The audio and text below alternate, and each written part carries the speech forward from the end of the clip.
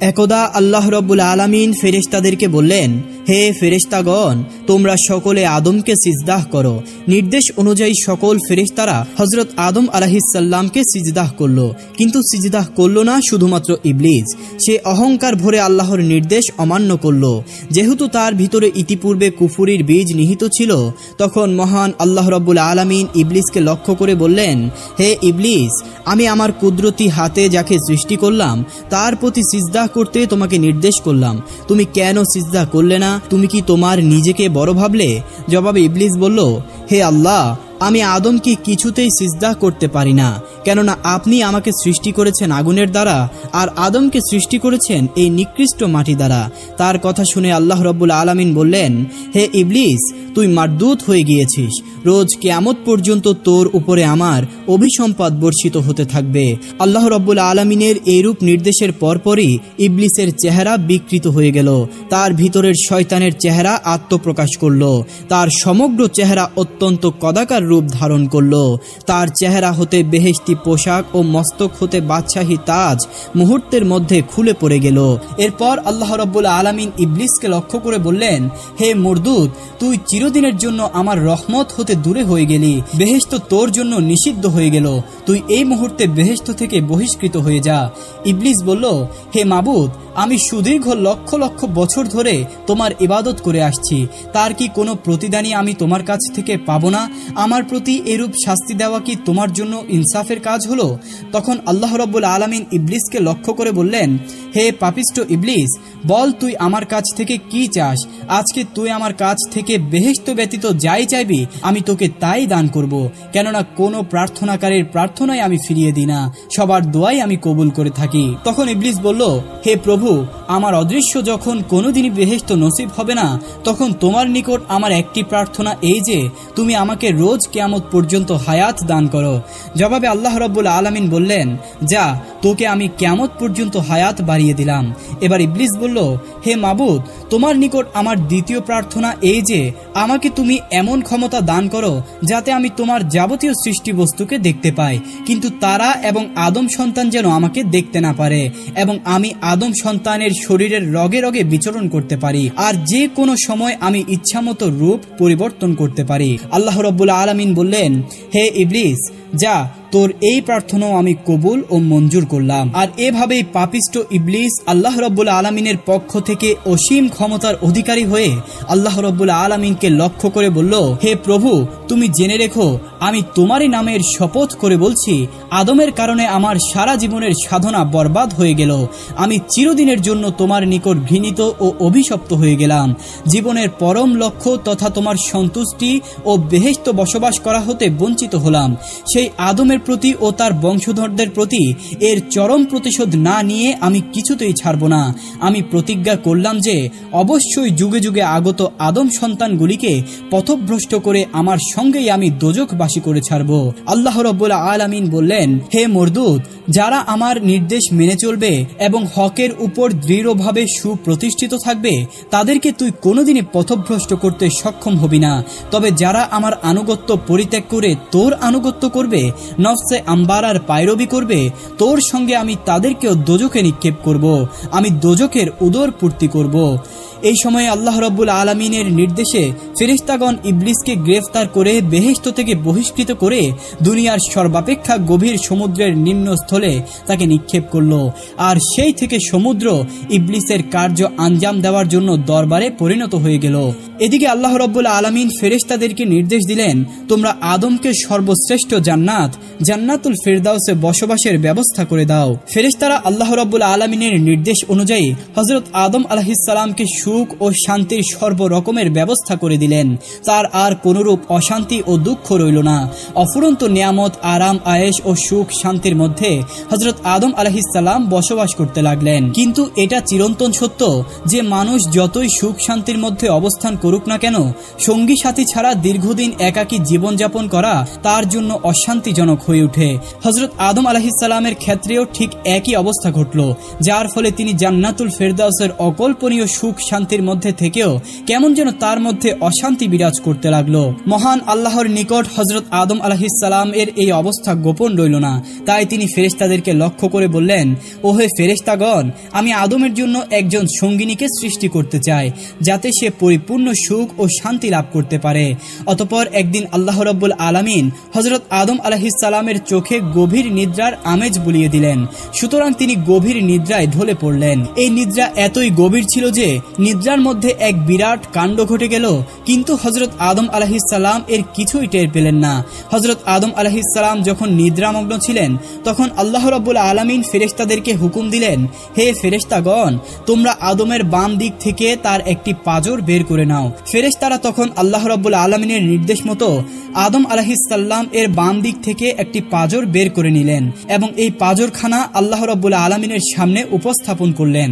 অতঃপর আল্লাহ রাব্বুল আলামিন সেই পাঁজর থেকে পরমা সুন্দরী একজন যুবতীকে সৃষ্টি করলেন এবং তাকে বেহেশতের উত্তম পোশাক দ্বারা সুসজ্জিত করলেন। এই পরমা সুন্দরীর নাম রাখা হলো হাওয়া। তাকে এই নামে নামকরণ করার কারণ ছিল কেননা আল্লাহ রাব্বুল আলামিন তাকে জীবিত একজন মানুষের পাঁজর থেকে সৃষ্টি করেছিলেন। এরপরে বিবি হাওয়াকে হযরত আদম আলাইহিস সালামের পাশে বসিয়ে রাখা হলো। অতঃপর আল্লাহ রাব্বুল আলামিন হযরত আদম আলাইহিস সালাম এর নিদ্রা ভঙ্গ করলেন। হযরত আদম আলাইহিস সালাম নিদ্রা থেকে জেগে দেখলেন তার পাশে একজন পরমা সুন্দরী যুবতী বসে রয়েছেন। তখন তার মনে প্রশ্ন জাগলো, কে এই সুন্দরী রমণী? এমন সুন্দরী রমণীকে তো তিনি ইতিপূর্বে আর কখনোই দেখেননি। তখন আল্লাহ রাব্বুল আলামিন হযরত আদম আলাইহিস সালামকে লক্ষ্য করে বললেন, হে আদম, আমি তোমার মনের অশান্তিকে দূর করার জন্য তোমার জন্যই তোমার একজন সঙ্গিনীকে সৃষ্টি করেছি। এই রমণী তোমার জীবনের চিরসঙ্গিনী এবং তোমার সুখ ও দুঃখের সমভাগিনী হবে। যেহেতু আল্লাহ রাব্বুল আলামিন স্বভাবতই পুরুষদের মাঝে মহিলাদের প্রতি একটি আকর্ষণ সৃষ্টি করে দিয়েছিলেন, তাই সেই কারণে হযরত আদম আলাইহিস সালাম হাওয়া আলাইহিস সালাম এর প্রতি প্রণয় আসক্ত হয়ে পড়লেন এবং তিনি নিজের হাত বাড়িয়ে হযরত হাওয়া আলাইহিস সালামকে স্পর্শ করতে উদ্যত হলেন। এমনই মুহূর্তে আল্লাহ রাব্বুল আলামিনের তরফ থেকে সতর্কবাণী উচ্চারিত হলো, হে আদম, তুমি হাওয়াকে স্পর্শ করা থেকে বিরত থাকো। বিবাহের পূর্বে তুমি হাওয়াকে স্পর্শ করবে না, এটা তোমার জন্য জায়েজ হবে না। আল্লাহ রাব্বুল আলামিনের বাণী শ্রবণ করে হযরত আদম আলাইহিস সালাম বললেন, হে মাবুদ, তবে আপনি তার সঙ্গে আমার বিবাহ পড়িয়ে দিন। অতঃপর স্বয়ং আল্লাহ রাব্বুল আলামিন বিবি হাওয়ার বিবাহ পড়িয়ে দিলেন। এই বিবাহ অনুষ্ঠানে জমিন এবং আসমানের সমস্ত ফেরেশতারা জামায়াত হয়ে আনন্দ উৎসবে লিপ্ত হয়েছিল। বিবাহের খুতবাও স্বয়ং আল্লাহ রাব্বুল আলামিন পাঠ করেছিলেন।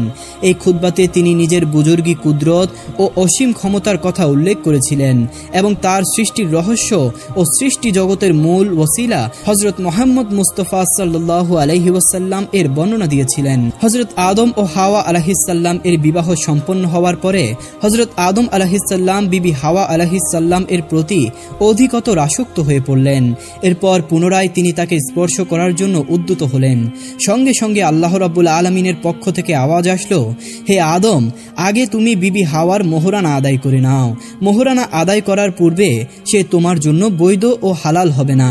এই কথা শুনে হযরত আদম আলাইহিস সালাম বললেন, হে মাবুদ, এই বিশ্ব জগতের সমস্ত কিছুর মালিকই তো আপনি, সব কিছুই তো আপনার মালিকানাধীন রয়েছে। আমার তো কোনো মাল সম্পদ নেই, আমি কি দিয়ে তার মোহরানা আদায় করব? তখন আল্লাহ রাব্বুল আলামিন ইরশাদ করলেন, হে আদম, তুমি আমার হাবিব সাল্লাল্লাহু আলাইহি ওয়াসাল্লাম এর প্রতি 10 বার দুরূদ শরীফ পাঠ করো এবং তার উপর বকশিশ করে দাও, তাতেই তোমার মোহরানা আদায় হয়ে যাবে। আল্লাহ রাব্বুল আলামিনের এই কথা শুনে হযরত আদম আলাইহিস সালাম এর মনে একটি প্রশ্ন উদিত হলো যে যার প্রতি আমাকে দুরূদ পাঠ করার কথা নির্দেশ করা হলো তার পরিচয় সম্পর্কে তো আমি অবগত নই। সে কি আমার বংশধরদের মধ্যে কোনো ব্যক্তি হবে নাকি অন্য কোনো জাতির মধ্যে থেকে সে কোনো ব্যক্তি? এরূপ ভাবনার উদয় হওয়া মাত্রই আল্লাহর হাবিব সাল্লাল্লাহু আলাইহি ওয়াসাল্লামকে একটিবার দেখার জন্য হযরত আদম আলাইহিস সালাম এর মনে প্রবল আগ্রহ জন্মালো। এরপর তিনি আল্লাহ রাব্বুল আলামিনের দরবারে প্রার্থনা জানালেন, হে আল্লাহ, আমি তোমার সেই মহান বান্দাকে দেখতে চাই যার প্রতি তুমি আমাকে দুরূদ পাঠ করার কথা বললে। আল্লাহ রাব্বুল আলামিন তখন আদম আলাইহিস সালামকে বললেন, হে আদম, তুমি তোমার আঙ্গুলের একটি নখের দিকে দৃষ্টিপাত করো, তাতেই তুমি আমার হাবিব মুহাম্মদ সাল্লাল্লাহু আলাইহি ওয়াসাল্লাম এর চেহারা দেখতে পাবে। এই কথা শুনে শুনে হযরত আদম আলাইহিসসালাম তার আঙ্গুলের নখের দিকে দৃষ্টিপাত করলেন। অতঃপর তিনি তার নখের মধ্যে হযরত মুহাম্মদ সাল্লাল্লাহু আলাইহি ওয়াসাল্লাম এর পবিত্র চেহারা মোবারক দেখতে পেলেন এবং তা দেখা মাত্র রাসূলুল্লাহ সাল্লাল্লাহু আলাইহি ওয়াসাল্লাম এর প্রতি তার প্রবল পিতৃ স্নেহ জেগে উঠল এবং তার প্রতি তিনি বিশেষভাবে আকৃষ্ট হলেন। অতঃপর সাথে সাথে তিনি তার উপর 10 বার দুরূদ শরীফ পাঠ করলেন। তখন আল্লাহ রাব্বুল আলামিন ইরশাদ করলেন, হে আদম, তুমি যে একান্ত ও ভক্তি বিশ্বাসের সাথে 10 বার আমার হাবিবের প্রতি দুরূদ শরীফ পাঠ করলে, তার ফলে আমি তোমার জন্য বিবি হাওয়াকে বৈধ করে দিলাম এবং তোমার মর্যাদা ও মর্তবা অনেক গুণ বৃদ্ধি করে দিলাম। তাই তুমি এবং তোমার স্ত্রী বেহেশতে বসবাস করো এবং তোমরা যা খুশি তা আহার করো, বেহেশতের সবকিছুই তোমাদের জন্য হালাল করে দিলাম। অতঃপর আল্লাহ রাব্বুল আলামিন হযরত আদম আলাইহিসসালামকে গন্ধম গাছের দিকে ইঙ্গিত করে বললেন, হে আদম, তুমি এবং তোমার স্ত্রী বেহেশতে অবস্থান করো এবং তোমরা বেহেশত হতে স্বাচ্ছন্দ্যে যা ইচ্ছা তা ভক্ষণ করো, কিন্তু তোমরা ওই বৃক্ষটির নিকটবর্তী হও না। যদি তোমরা সেই বৃক্ষটির নিকটবর্তী হও তাহলে তোমরা ক্ষতিগ্রস্তদের অন্তর্ভুক্ত হয়ে যাবে। হযরত আদম আলাইহিসসালাম বললেন, হে মাবুদ, আমরা পুরোপুরিভাবে আপনার আদেশ পালন করব। আপনার অসীম অনুগ্রহে আমরা জান্নাতে অফুরন্ত নিয়ামত লাভ করেছি এবং এখানে আমাদের এত সুখ শান্তি নসিব হয়েছে, তাতে ওই একটি মাত্র বৃক্ষের ফল ভক্ষণ না করলে আমাদের কি এমন আসে যায়? আর সেই বৃক্ষের ফল ভক্ষণ করে আমরা কেনই বা আপনার আদেশ অমান্য করব? এতে কি আমাদের জন্য কোনো উপকার রয়েছে? তখন আল্লাহ রাব্বুল আলামিন বললেন, হে আদম, ওই বৃক্ষটির ফল না খেলে তোমাদের কোনোই ক্ষতি হবে না, কিন্তু যদি তোমরা তার ফল ভক্ষণ করে ফেলো তাহলে তোমরা এমন ক্ষতির সম্মুখীন হবে যা কোনো কিছুর দ্বারাই পূরণ করা যাবে না। আল্লাহ তাআলার এরূপ নির্দেশ অনুযায়ী হযরত আদম আলাইহিসসালাম ও বিবি হাওয়া আলাইহিসসালাম পরম সুখ শান্তিতে বসবাস করতে লাগলেন। কিন্তু তাদের এই সুখ ও শান্তিময় জীবন দেখে ইবলিস জ্বলে পুড়ে ছারখার হয়ে যেতে লাগলো, কারণ তার মনে সর্বদাই আদম আলাইহিসসালাম এর প্রতি হিংসা কাজ করত। তার ফলে সে তাদের চরম ক্ষতি সাধন করার জন্য প্রতিজ্ঞাবদ্ধ ছিল। তাই সে সর্বদাই এই চিন্তায় মগ্ন ছিল যে কি করে শীঘ্রই তাদেরকে বেহেশত থেকে বহিষ্কার করা যায়। ইবলিসকে যদিও বেহেশত থেকে বাইরে বের করে দেওয়া হয়েছিল, তথাপি সে সপ্ত আসমান পর্যন্ত সর্বদাই অবাক গতিতে বিচরণ করতে পারত। সুতরাং সে সপ্ত আসমান অতিক্রম করে একেবারে বেহেশতের দরজা পর্যন্ত উপনীত হতে পারত এবং ঘন ঘন সে বেহেশতের দরজাতে যাতায়াত করতে থাকত, কিন্তু সে বেহেশতের ভিতরে কোনো ক্রমেই প্রবেশ করতে পারছিল না। তাই ইবলিস এই আশায় বুক বাঁধল যে যদি সে বেহেশতের বাইরে থেকে কোনো রকমে হযরত আদম ও বিবি হাওয়াকে দেখতে পায় তাহলে তাদেরকে মিথ্যা প্রলোভন দেখিয়ে ধোঁকা দেওয়া মোটেও কঠিন কাজ হবে না। এই আশার বশবর্তী হয়ে ইবলিস বেহেশতের দরজায় বসে থাকলো এবং একাধারে দীর্ঘদিন সেইভাবে কাটিয়ে দিল, কিন্তু এই সুদীর্ঘ সময়ের মধ্যে একটি বারের জন্য হযরত আদম আলাইহিসসালাম ও বিবি হাওয়া আলাইহিসসালাম এর সাথে তার সাক্ষাৎ হলো না। এভাবে আরো কিছুদিন অতিবাহিত হওয়ার পর একদা ইবলিস বেহেশতের দরজায় একটি ময়ূরকে দেখতে পেল। ময়ূর তাকে জিজ্ঞাসা করল, তুমি কে এবং তুমি কেন এমন ভাবে এখানে বসে রয়েছ?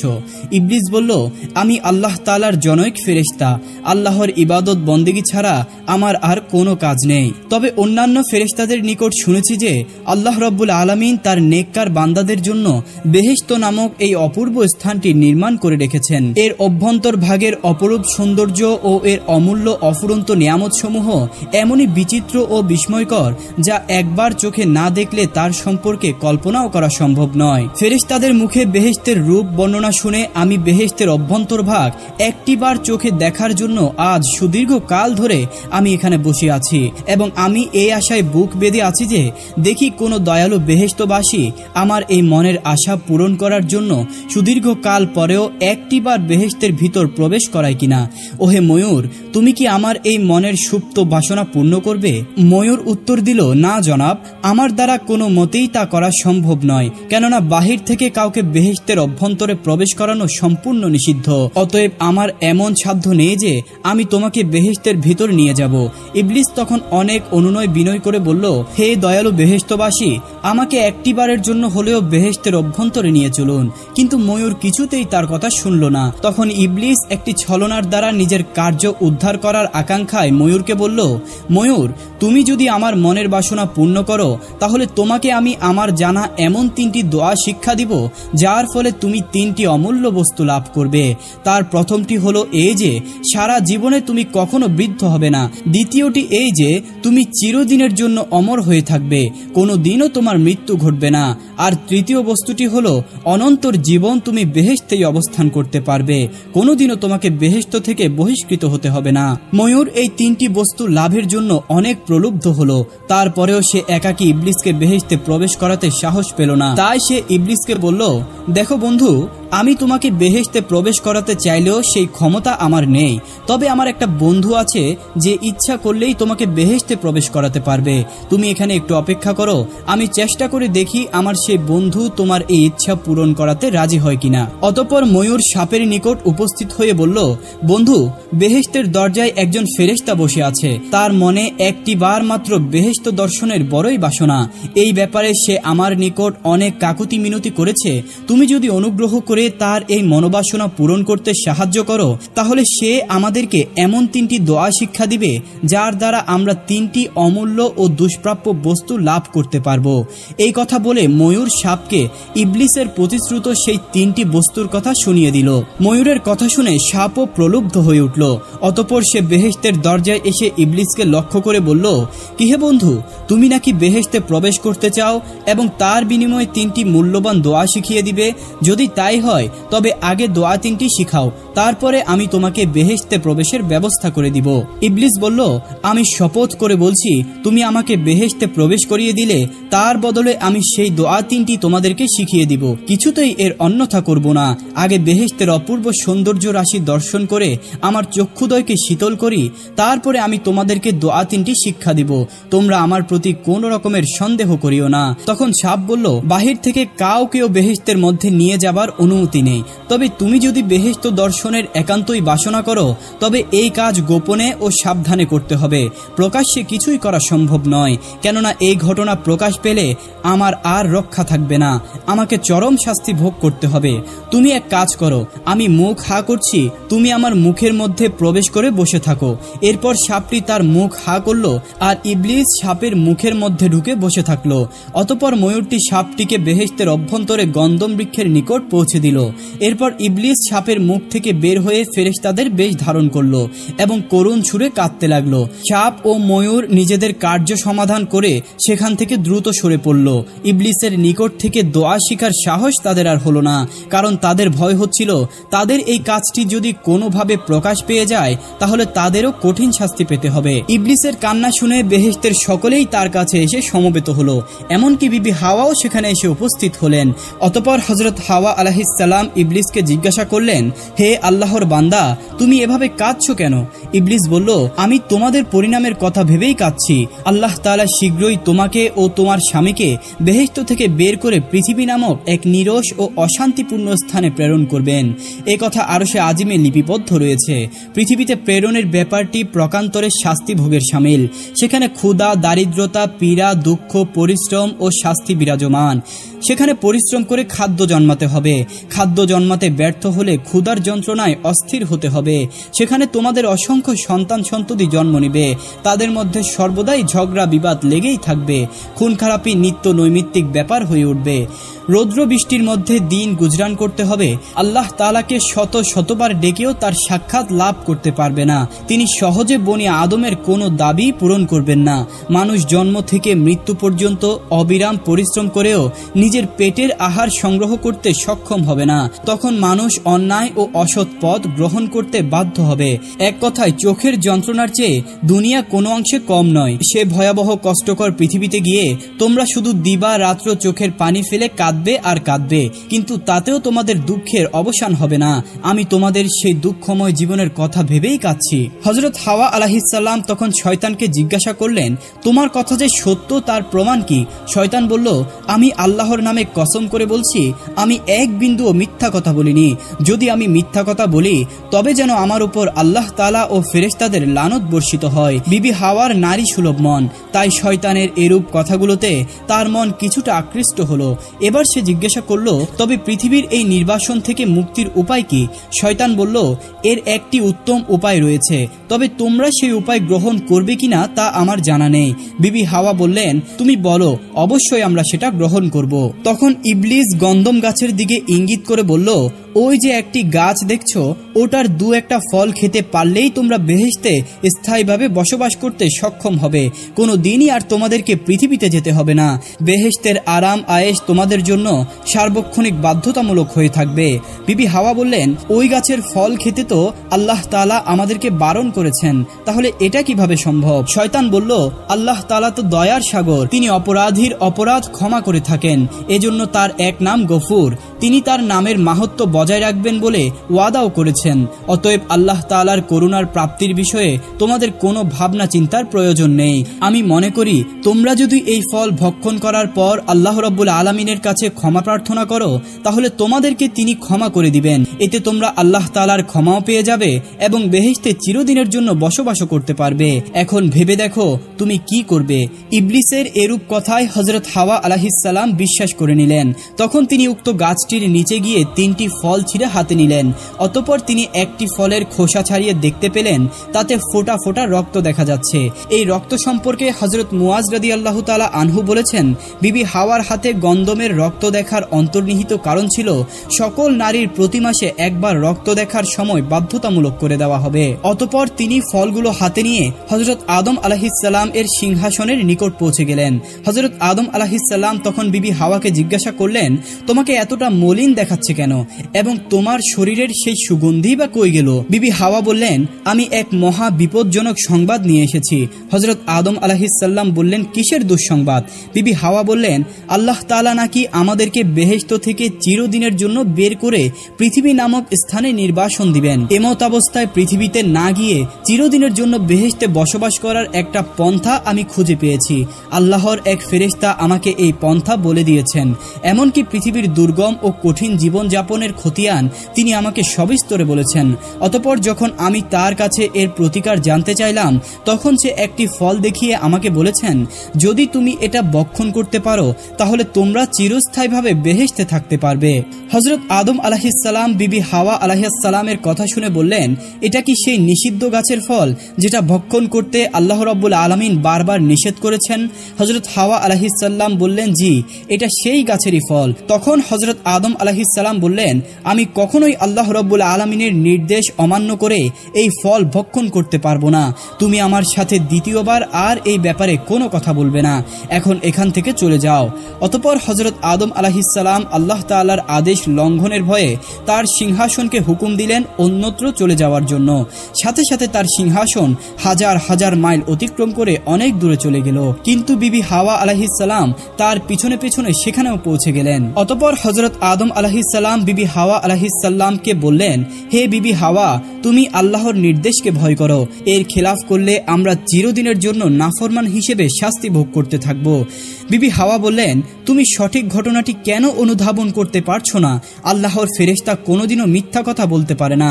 তিনি আমাকে বারবার কসম করে বলেছেন, অতএব তার এই সংবাদ আদৌ মিথ্যা হতে পারে না। তুমি আমার কথা বিশ্বাস করো এবং এই ফলটি ভক্ষণ করো। তখন হযরত আদম আলাইহিস সালাম বললেন, যদি আল্লাহ তাআলা আমাদেরকে পৃথিবীতে নির্বাসন দিতে পছন্দ করেন তাহলে আমি তাই সানন্দে মেনে নিব, তবুও তার আদেশের বিরোধিতা আমি করতে পারবো না।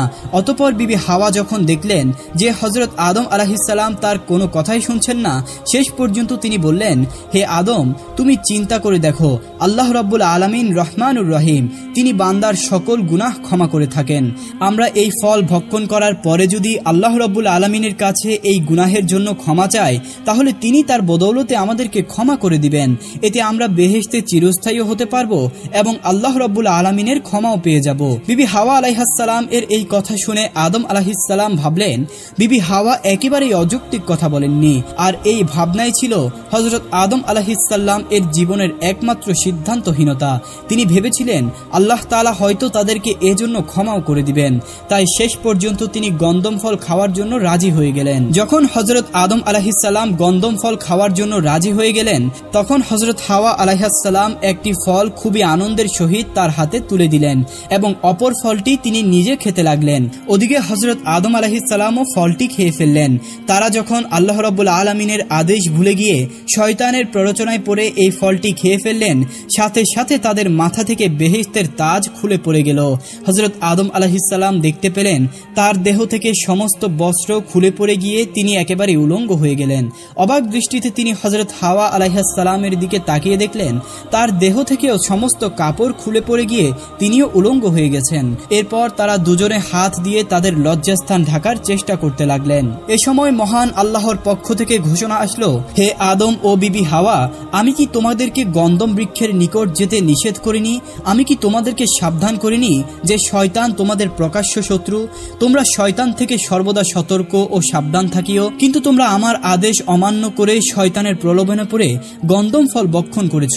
সুতরাং এখন আর তোমরা পবিত্র বেহেশতে বসবাসের যোগ্য নও, তোমরা বেহেশতে বসবাসের যোগ্যতা হারিয়েছ। গন্ধম ফল ভক্ষণের ফলে হযরত আদম ও বিবি হাওয়া দুজনেই যখন বস্ত্র হারিয়ে উলঙ্গ হয়ে গেলেন, তখন দুজনেই তাদের লজ্জাস্থান ঢাকার জন্য আর কোনো বস্তু খুঁজে না পেয়ে বৃক্ষের পাতা দিয়ে তাদের লজ্জাস্থান ঢাকার মনস্থ করলেন এবং একে একে বিভিন্ন বৃক্ষের নিকট গিয়ে তাদের পাতা চাইতে লাগলেন, কিন্তু কোনো বৃক্ষই তাদেরকে পাতা দিতে রাজি হলো না। অবশেষে তারা অঞ্জির ও চন্দন বৃক্ষের নিকট অনুনয় সহকারে পাতা প্রার্থনা করলেন। এই গাছ দুটি তাদের চরম সংকটাপন্ন মুহূর্তে তাদেরকে সাহায্য করলেন এবং তারা হযরত আদম ও হাওয়াকে তাদের শাখা থেকে পাতা ছেঁড়ার অনুমতি দান করলেন। এরপর তারা গাছের শাখা থেকে পাতা ছিঁড়ে নিয়ে অঞ্জিরের পাতা দ্বারা গুপ্তাঙ্গ এবং চন্দনের পাতা দ্বারা অন্যান্য অঙ্গ আবৃত করলেন। চরম সংকটাপন্ন হযরত আদম ও বিবি হাওয়ার এমন দুরবস্থাকালে এই বৃক্ষদ্বয় তাদের প্রতি সহানুভূতি প্রদর্শনের ফলে আল্লাহ রাব্বুল আলামিন এই বৃক্ষদ্বয়ের প্রতি অত্যন্ত খুশি হলেন, যার ফল আঞ্জির ফল দুনিয়াতে তিনি চিরদিনের জন্য অত্যন্ত প্রিয় ফলে পরিণত করলেন এবং তাকে অত্যন্ত সুস্বাদু করে দিলেন। আর চন্দন বৃক্ষের বাকলে এতটাই সুখ দান করলেন যে দুনিয়ার মানুষেরা তা আগুনে জ্বালিয়ে তার সুঘ্রাণ উপভোগ করতে লাগলো। অতঃপর হযরত আদম ও হাওয়া নিজের এই চরম দুরবস্থায় দিশেহারা হয়ে এদিক সেদিক ছুটোছুটি করতে লাগলেন। এমন সময় তাদের প্রতি আল্লাহ রাব্বুল আলামিনের পক্ষ থেকে আদেশ হলো, হে আদম ও হাওয়া, আমি তোমাদেরকে পূর্বেই বলেছিলাম তোমরা গন্ধম বৃক্ষটি থেকে সতর্ক থাকো এবং শয়তান তোমাদের প্রকাশ্য দুশমন, তার প্রতারণায় তোমরা পড়িও না। কিন্তু তারপরেও যখন তোমরা সেই ভুল করেই ফেলেছ, অতএব এখন তোমাদেরকে শাস্তি স্বরূপ দুনিয়াতে নিক্ষেপ করা হবে। অতঃপর আল্লাহ রাব্বুল আলামিন ফেরেশতাদেরকে নির্দেশ করলেন, তোমরা আদম ও হাওয়াকে দুনিয়ার জমিনে নিক্ষেপ করো। সঙ্গে সঙ্গে আল্লাহ তাআলার নির্দেশ পালন করা হলো। হযরত আদম আলাইহিসসালামকে শরণদ্বীপ তথা সিংহল নামক স্থানে নামিয়ে দেওয়া হলো আর বিবি হাওয়াকে নামিয়ে দেওয়া হলো জেদ্দা নামক শহরে। হযরত আদম ও বিবি হাওয়ার গন্ধম খাওয়ার পেছনে মূল ভূমিকায় ইবলিস হলেও ময়ূর ও সাপ তাকে সাহায্য করেছিল। সুতরাং আল্লাহ তাআলা ময়ূরকে লক্ষ্য করে বললেন, হে ময়ূর, তোমার অপরাধও খুব গুরুতর না হলেও তুমি একেবারেও নির্দোষ নও, কারণ তোমার এই কথা খুব ভালো করেই জানা ছিল যে আমার অনুমতি ব্যতীত কাউকে বেহেশতের অভ্যন্তরে প্রবেশ করতে দেওয়া সম্পূর্ণ নিষিদ্ধ। তথাপি তুমি অপরিচিত এক ব্যক্তিকে বেহেশতে প্রবেশ করাতে সাহায্য করেছ। সুতরাং এই কারণে তোমাকেও কিছু শাস্তি ভোগ করতে হবে। প্রথমত, তোমার স্থান আর বেহেশতের মধ্যে থাকবে না। তোমার দেহের অতুলনীয় সৌন্দর্য অনেকাংশে হ্রাস পেয়ে যাবে। তোমার দেহের মধ্যে তোমার পায়ের সৌন্দর্য ছিল সর্বাধিক, কিন্তু সেই পায়ের সৌন্দর্য বিনষ্ট করে তাকে কুৎসিত করে দেওয়া হবে। অতঃপর ফেরেশতারা আল্লাহ রাব্বুল আলামিনের আদেশে ময়ূরকেও বেহেশত থেকে বের করে দুনিয়াতে রেখে আসলো। ময়ূরকে শাস্তি দেওয়ার পরে আল্লাহ তাআলা সাপকে লক্ষ্য করে বললেন, হে সাপ, আমার শ্রেষ্ঠ প্রাণীকুলের মধ্যে তোমাকে সর্বাধিক সৌন্দর্য দান করা হয়েছিল এবং আমি তোমাকে বেহেশতে রেখেছিলাম, কিন্তু তোমাকে এত সব মর্যাদা দানের পরেও তুমি আমার আদেশ অমান্য করেছ। আমার অনুমতি ব্যতীত তুমি একজন অপরিচিত ব্যক্তিকে বেহেশতে প্রবেশ করতে সাহায্য করেছ। এই অপরাধের ফলস্বরূপ তোমাকেও কিছু শাস্তি পেতে হবে। এই মুহূর্তে তোমাকে বেহেশত থেকে বহিষ্কার করে দেওয়া হবে। তোমার অপরূপ সৌন্দর্য বিনষ্ট করে তোমাকে কুৎসিত আকৃতির করে দেওয়া হবে। তুমি যেই পায়ের সাহায্যে ইবলিসকে বেহেশতে প্রবেশ করিয়েছ, তোমার সেই পা নিশ্চিহ্ন করে দেওয়া হবে এবং তোমাকে সারাটা জীবন পা ছাড়াই চলাফেরা করতে হবে। আর যে মুখের ভিতর করে তুমি ইবলিসকে বেহেশতে প্রবেশ করিয়েছিলে, তোমার সেই মুখের সুগন্ধির বিনিময়ে তীব্র বিষ রেখে দেওয়া হবে। মানব সন্তান তোমাকে দেখামাত্র হত্যা করার চেষ্টা করবে। অতঃপর আল্লাহ তাআলার নির্দেশে ফেরেশতাগণ সাপকেও বেহেশত থেকে বহিষ্কার করে দুনিয়াতে রেখে আসলেন। সবশেষে আল্লাহ রাব্বুল আলামিন ইবলিসকে লক্ষ্য করে বললেন, হে পাপিষ্ঠ ইবলিস, আমার আদেশ অমান্য করার জন্য তোমাকে পূর্বে বেহেশত থেকে বহিষ্কার করেছিলাম। এখন পুনরায় তুমি আমার অনুমতি ছাড়া বেহেশতে প্রবেশ করেছ এবং আদম ও হাওয়াকে ধোঁকা দিয়েছ। এজন্যই তোমার তওবার রাস্তা চিরদিনের জন্য বন্ধ করে দিলাম এবং কিয়ামত পর্যন্ত তোমার উপর আমার অভিসম্পাদ বর্ষিত হতে থাকবে। আর আজ থেকে তোমার জন্য আসমানের সকল দরজাগুলো বন্ধ করে দেওয়া হবে। এরপর ফেরেশতাগণ আল্লাহ রাব্বুল আলামিনের হুকুমে ইবলিসকেও পুনরায় বেহেশত থেকে বহিষ্কার করে দুনিয়াতে নিক্ষেপ করলেন। বেহেশত হতে হযরত আদম আলাইহিস সালাম মর্ত্যভূমির শরণদ্বীপে ও বিবি হাওয়া আলাইহিস সালাম জেদ্দায় পতিত হয়ে চারদিকে অন্ধকার দেখতে লাগলেন। জনমানবহীন এমন অপরিচিত পৃথিবীতে এভাবে পতিত হয়ে তারা যেন আকুল দরিয়ার ভাসতে লাগলেন। এত বড় প্রশস্ত দুনিয়ার জমিনে কে কোথায় রয়েছে তার ঠিকানা তাদের জানা ছিল না। সুতরাং বহু দূরবর্তী দুটি স্থানে বসে তারা কেঁদে কেঁদে বুক ভাসাতে লাগলেন। হযরত আদম আলাইহিস সালাম শরণদ্বীপে কাঁদছিলেন, অপরদিকে জেদ্দায় বসে বিবি হাওয়া আলাইহিস সালাম একইভাবে ক্রন্দন করছিলেন। কোন রেওয়ায়াতে পাওয়া যায় হযরত আদম ও বিবি হাওয়া আলাইহিস সালাম এইরূপ একাধারে নিরবিচ্ছিন্ন ভাবে 300 বছর ক্রন্দন করেছিলেন। এমন অবস্থায় প্রায় 300 বছর অতিবাহিত হলো।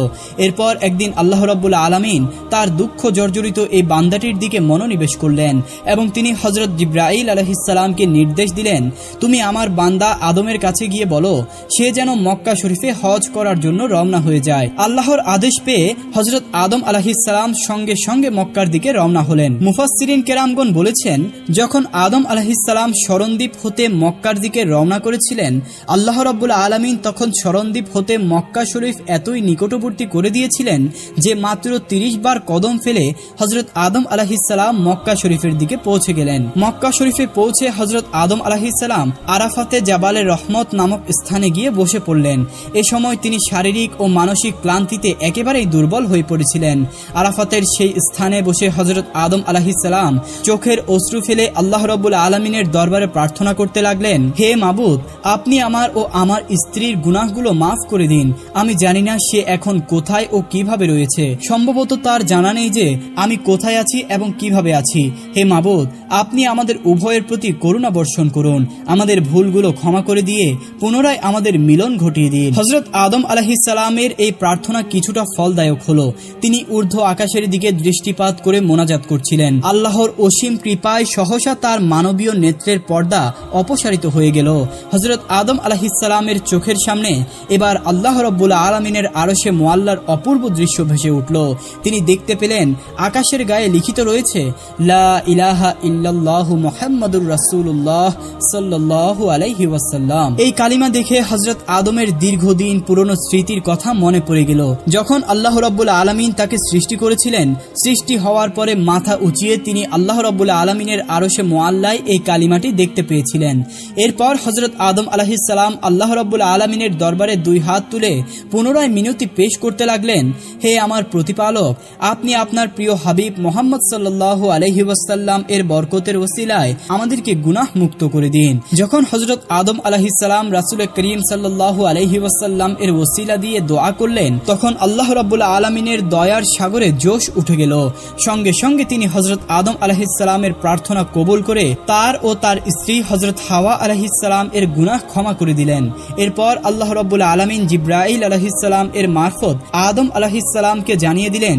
হযরত জিবরাইল আলাইহিস সালাম আদম আলাইহিস সালামকে বললেন, হে আদম, আপনি এবার আপনার দোয়ার মধ্যে মুহাম্মদ সাল্লাল্লাহু আলাইহি ওয়াসাল্লাম এর ওসিলা উল্লেখ করেছেন, আর এই কারণে আল্লাহ রাব্বুল আলামিন আপনার দোয়া কবুল করে নিয়েছেন এবং আপনার ও আপনার স্ত্রীর সকল গুনাহ তিনি ক্ষমা করে দিয়েছেন। এই দোয়া যদি আপনি গুনাহ করার পরে বেহেশতে থাকতেই করতেন, তাহলে আল্লাহ রাব্বুল আলামিন সেখানেই আপনাদের গুনাহ ক্ষমা করে দিতেন, আপনাদের আর দুনিয়াতে আসার প্রয়োজন হতো না। তখন হযরত আদম আলাইহিসসালাম বললেন, হে জিব্রাইল, এতদিন আমি এই কালেমাটি এমন ভাবে বিস্মৃত হয়ে গিয়েছিলাম যে আমি কিছুতেই তার কথা মনে করতে পারছিলাম না, কিন্তু আজ হঠাৎ আল্লাহ রাব্বুল আলামিনের মেহেরবানিতে আমার সেই কালেমার কথা মনে পড়ে যায় এবং আমি সেই কালেমার ওসিলা দিয়ে আল্লাহ রাব্বুল আলামিনের কাছে দোয়া করলাম। ফেরেশতা জিব্রাইল আলাইহিসসালামের সাথে হযরত আদম আলাইহিসসালামের এরূপ কথোপকথন চলছিল। হঠাৎ হযরত আদম আলাইহিসসালামের চোখের দৃষ্টি দূরের একটি প্রান্তরের দিকে পড়ল। তিনি দেখতে পেলেন জেদ্দার দিক থেকে বিবি হাওয়া ধীরে ধীরে তার দিকে এগিয়ে আসছেন। এই দৃশ্য অবলোকন করে হযরত আদম আলাইহিসসালাম আর বসে থাকতে পারলেন না। তিনি দ্রুত এগিয়ে আগমনরত বিবি হাওয়াকে জড়িয়ে ধরে আকুল ভাবে কাঁদতে লাগলেন। বিবি হাওয়াও দীর্ঘকাল পরে এভাবে স্বামীকে ফিরে পেয়ে অবোধ শিশুর মতো ফুপিয়ে ফুপিয়ে কাঁদতে লাগলেন। সুদীর্ঘ 300 বছরের বিচ্ছেদের পর স্বামী স্ত্রীর এইভাবে সাক্ষাৎ বা মিলন লাভের এ অপূর্ব দৃশ্যের সত্যি বুঝি নজির মেলাভার। হযরত আদম আলাইহিসসালাম ও বিবি হাওয়া আলাইহিসসালামের ক্রন্দন যেন কিছুতেই থামছে না। তাদের এই কান্নার দৃশ্য জমিন ও আসমানের অসংখ্য ফেরেশতা অবলোকন করছিল। তারা সকলে তাদের কান্নার সাথে শামিল হলো এবং আল্লাহ রাব্বুল আলামিনের দরবারে শুকরিয়া আদায় করলো। দীর্ঘকাল পরে হযরত আদম ও বিবি হাওয়ার যে স্থানে সাক্ষাৎ হয়েছিল সেই স্থানকেই আমরা বর্তমানে আরাফাতের ময়দান বলে চিনি।